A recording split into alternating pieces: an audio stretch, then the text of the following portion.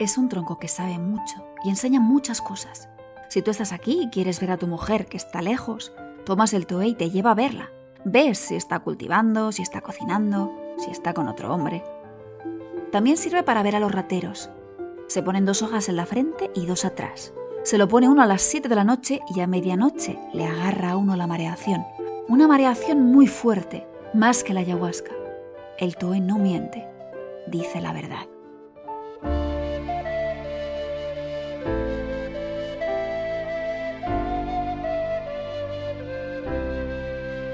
Muy buenas y muchas gracias por acompañarme en La Senda de las Plantas Perdidas, este podcast etnobotánico donde dar voz a nuestras historias de amor y desamor, con un reino tan olvidado como esencial, el reino vegetal.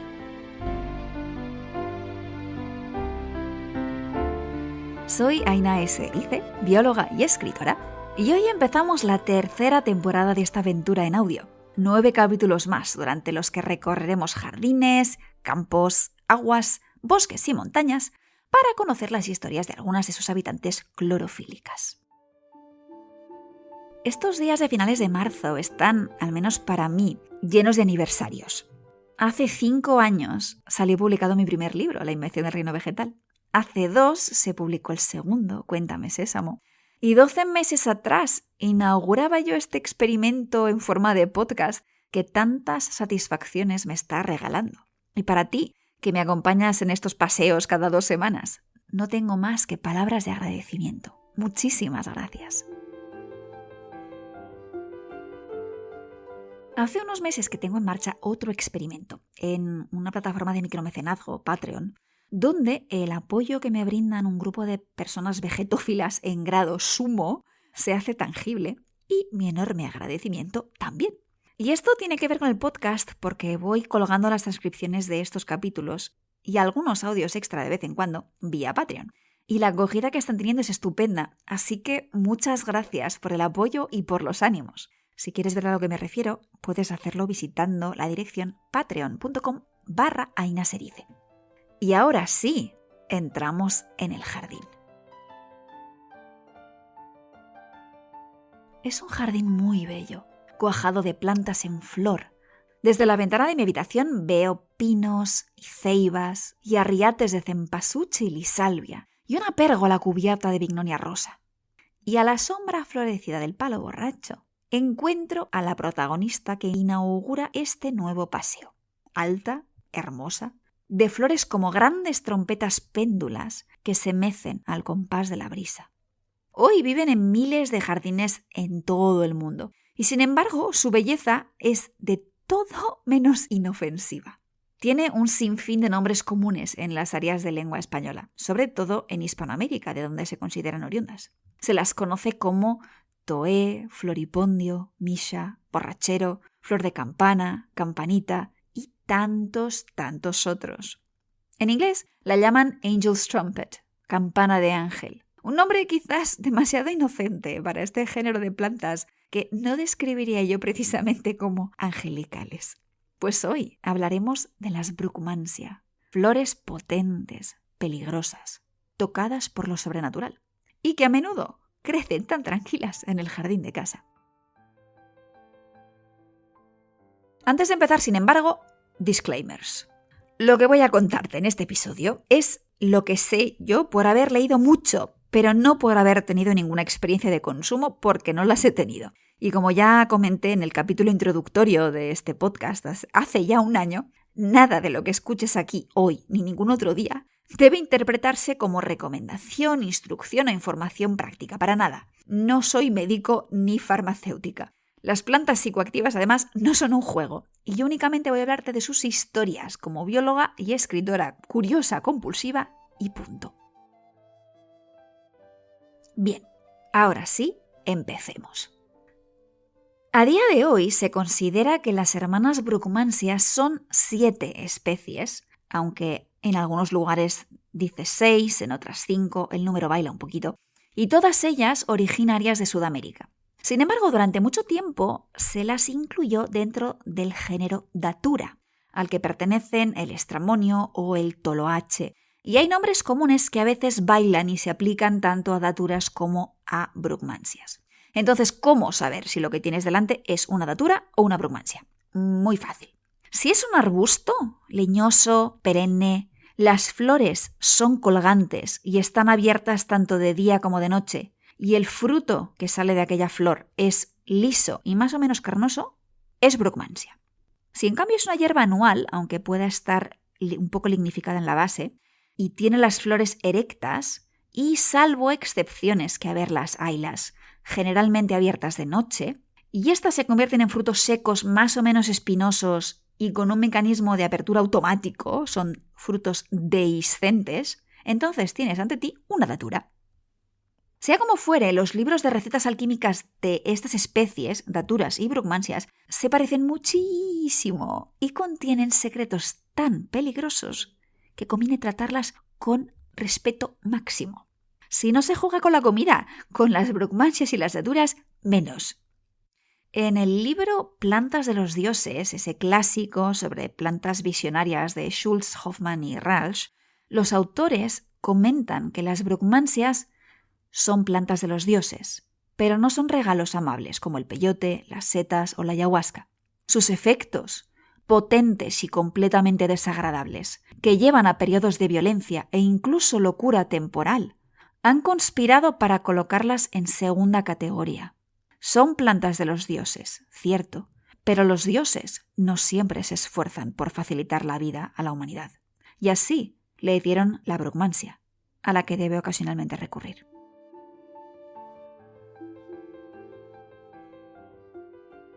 Hace tiempo, mucho tiempo, que nuestra historia como humanidad se entrelazó con la de este divino regalo envenenado.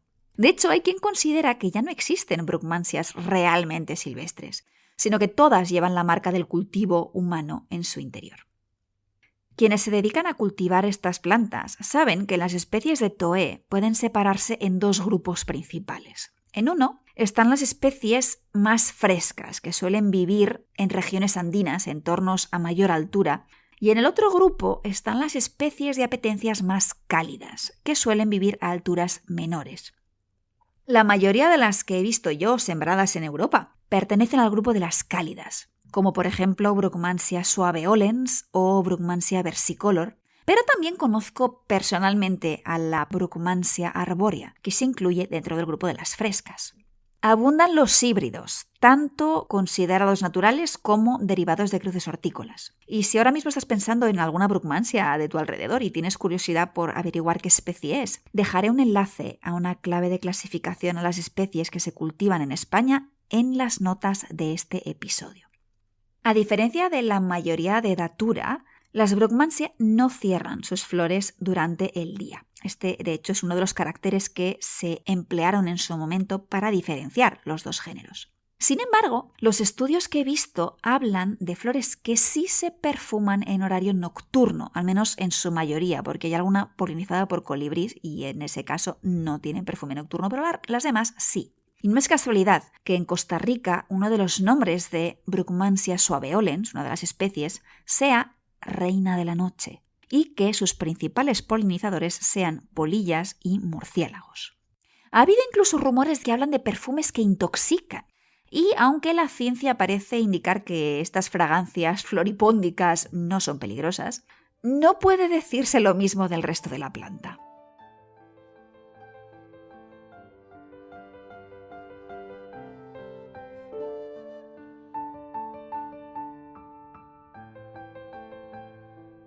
En los Andes peruanos, a más de 3.000 metros de altura, se encuentran dos ríos. En su confluencia se encuentra Chavín de Huántar, que fue antaño el centro religioso y administrativo de la cultura chavín, desaparecida hacia el año 300 antes de la era común.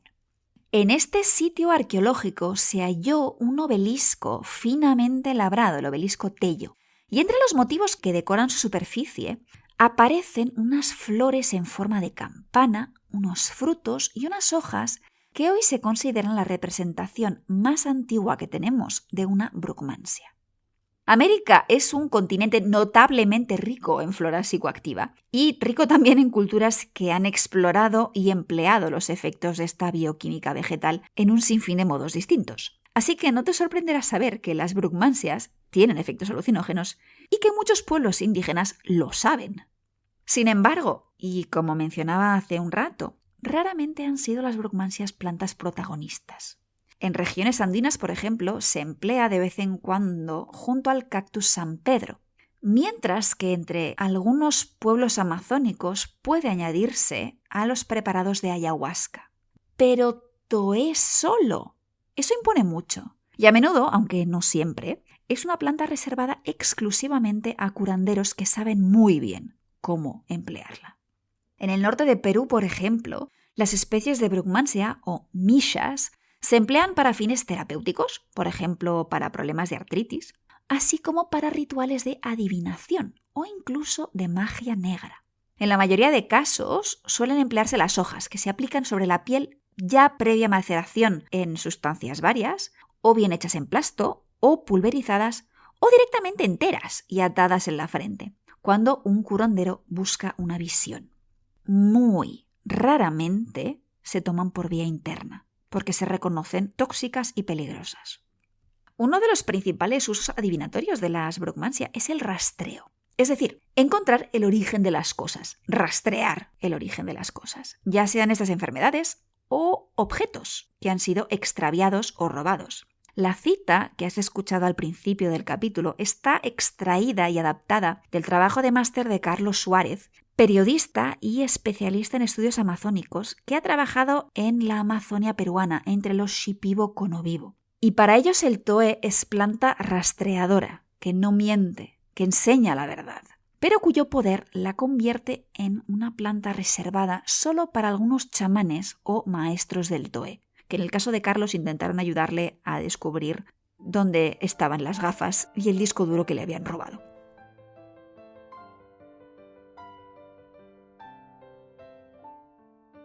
No todos imaginamos las relaciones entre plantas y seres humanos del mismo modo. Y el caso de las plantas de poder y el mundo indígena es un ejemplo muy claro de esto.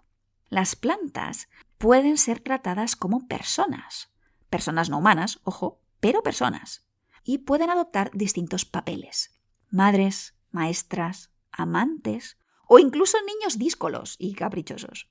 Cuando se trata de plantas poderosas, visionarias, de estas que tienen que ser tratadas con respeto, surgen conceptos como plantas con madre, plantas cuyo espíritu transmite conocimientos a quien sigue un camino de aprendizaje. En el caso específico de las brugmansia, es frecuente tener que practicar abstinencia sexual y una dieta específica para que la planta te revele sus conocimientos. Otras veces, en cambio, el espíritu de la planta es un poco juguetón y hay que cantarle para que te ceda sus dones, como entre los quichua amazónicos que viven en Ecuador. Aquí, las brugmansia, conocidas como huandug, son una de estas plantas a las que se les canta.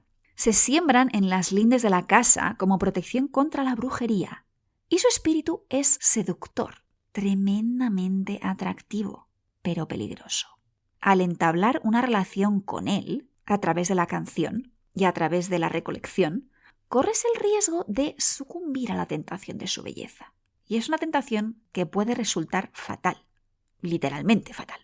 Las advertencias, de hecho, abundan en las sociedades tradicionales y se repiten las llamadas a la precaución, sea la especie que sea.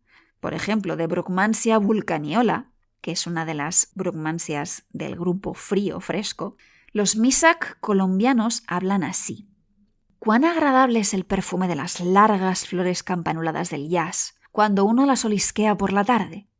Pero el árbol tiene un espíritu en forma de águila, un espíritu tan malvado que si una persona débil se detiene al pie del árbol, lo olvidará todo. El espíritu del toé cura, rastrea, revela, pero también nubla, enloquece, arroja la muerte.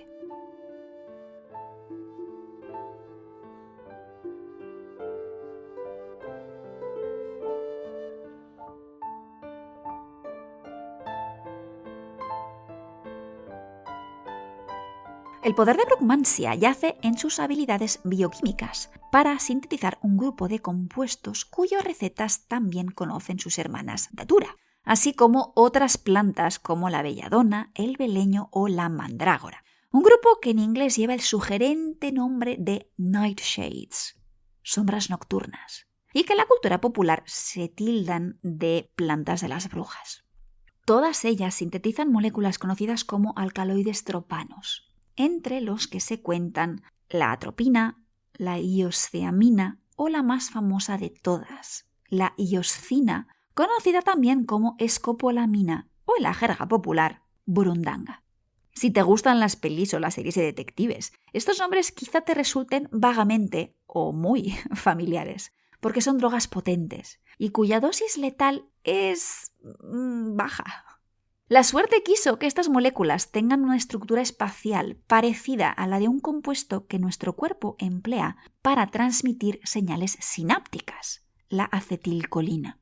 De ahí que estas moléculas sean psicoactivas, porque son capaces de colársela al sistema de receptores nerviosos que en condiciones normales responde a la acetilcolina que produce nuestro cuerpo. ¿Y qué pasa si te la cuelan? Pues que habrá un montón de funciones fisiológicas que se verán alteradas a nivel respiratorio, cardiovascular y también cognitivo. No todos los alcaloides trópanos son igual de hábiles a la hora de engañar a estos receptores. El más potente de ellos es la ioscina o escopolamina, que es una molécula que desde su aislamiento en 1881 se ha ganado una fama en cierto modo similar a la de las plantas que la contienen. A dosis controladas y reducidas es medicina útil. Tan útil, de hecho, que el sector farmacéutico va buscando como loco una forma de sintetizarla en el laboratorio, algo que de momento parece complicado, porque, que yo sepa, aún sigue aislándose a partir de plantas. La escopolamina se emplea para tratar, por ejemplo, problemas de náuseas y mareos, también para desarreglos intestinales, para mejorar la calidad de vida en pacientes terminales con Parkinson, y históricamente también se administraba a las parturientas, provocándoles lo que se conocía como un estado de sueño crepuscular, twilight sleep en inglés, durante el cual se producía un efecto de anestesia sin pérdida de consciencia, porque tenía que parir la mujer, pero sí pérdida de memoria. De hecho, después las madres no recordaban nada de lo que había pasado durante el parto, mientras estaban en esta especie de trance. Así pues, en dosis controladas, la escopolamina resulta muy útil. El problema puede surgir, y surge, por empleos accidentales, irresponsables o bien directamente criminales de esta molécula y de sus hermanas, o de las plantas que las contienen, y entre ellas destacan las Brugmansia, muy comunes hoy como planta ornamental, y daturas como el estramonio. Porque hay personas, sobre todo jóvenes y sobre todo hombres, que leen planta alucinógena, se emocionan y creyendo saber más de lo que saben, se la fuman o se la beben, porque hay culturas indígenas que la emplean como planta visionaria y por tanto es de cajón que va a ser todo genial. Como quien decide meterse el filo de un sable por la garganta así a pelo porque hay gente que traga cuchillos. Dicen que la ignorancia es atrevida y a veces, en el caso de las Brugmansia y datura, el precio de este atrevimiento es muy alto. Que ya no es que puedas dejar la piel, que puedes, porque a una dosis excesiva una Brugmansia puede dejarte en coma y te puede matar. Es que aún recuerdo lo impresionada que me quedé cuando tropecé con un artículo médico, sin buscarlo expresamente, que describía el caso de un chaval en Alemania que tras beber un té de hojas de Brugmansia, aviso, si te impresionas y eres hombre, siéntate un momento o tápate los oídos. Este chaval no solo había intentado cortarse la lengua, sino que es que había logrado autocastrarse con unas tijeras de podar. Mi sentido común me dice que a no ser que seas un curandero con años de experiencia o un experta en sustancias psicoactivas, que dejes al TOE y compañía en paz. Es que más claro la planta no te lo puede decir. Una intoxicación por floripondio, por datura o cualquiera de sus parientes en el club brujeril suele provocar síntomas como puedan ser agitación, confusión, boca seca, te dejan la boca seca, delirios y alucinaciones auditivas y visuales, comportamiento violento y pupilas dilatadas o visión borrosa. De hecho, esto es muy típico, la midriasis, esta dilatación de las pupilas, un síntoma que puede aparecer en personas sensibles incluso tras haber nada más tocado la planta y haberte llevado la mano a los ojos. Por eso, si tienes una brugmansia en el jardín, vete con cuidado a la hora de manejarla, y si tienes niños pequeños, esta es una ocasión maravillosa para inculcar prácticas de respeto, distancia y precaución para con esta planta, igual que si fuese un enchufe. Existen polémicas sobre la siembra de plantas peligrosas en jardines y las brugmansia se han visto afectadas.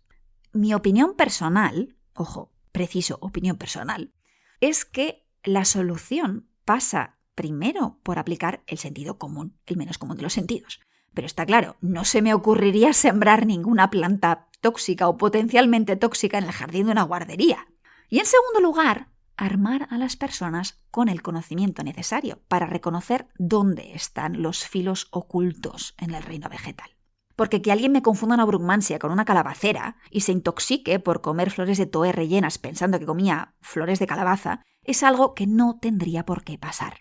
Personalmente no creo que podamos o que debamos convertirnos en censores del reino vegetal, o que la clave sea quemar en la hoguera a toda planta tóxica que se cruce en nuestro camino, en plan inquisitorial, ya sea una mata de ricino, o de brugmansia, o una adelfa, o un bulbo de narciso, o de quitameriendas. Es que al fin y al cabo un cuchillo o un enchufe pueden hacer tanto daño como una planta, si no más.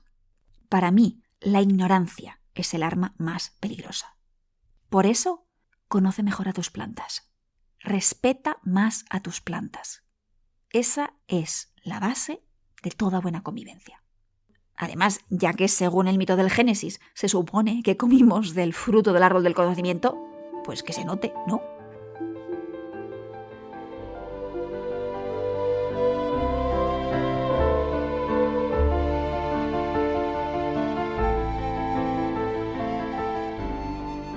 Y aquí terminamos nuestra senda de hoy. Nuestro primer viaje protagonizado por fin por una planta 100% americana, que ya iba siendo hora. Ha sido un episodio extraño para mí, porque lo he compuesto y grabado a finales de marzo de 2020, encerrada en casa por la alarma del COVID-19, el coronavirus para los amigos. Por suerte, la imaginación y el saber no necesitan desplazarse físicamente para viajar a lugares o a tiempos lejanos, para descubrir historias tan fascinantes como esas de las brugmansia, que espero hayas disfrutado tanto como yo. Para cualquier comentario o pregunta, ya sabes que me encuentras en redes como Aina Serice, tanto en Facebook como en Instagram, y si buscas las transcripciones de estos episodios, voy colgándolas en la dirección senda.imaginandovegetales.com. Y si me estás escuchando a 26 de marzo de 2020, que es cuando sale este capítulo, ya están las transcripciones de los 9 episodios de la primera temporada. Los demás van saliendo día a día a medida que publico los capítulos en Patreon.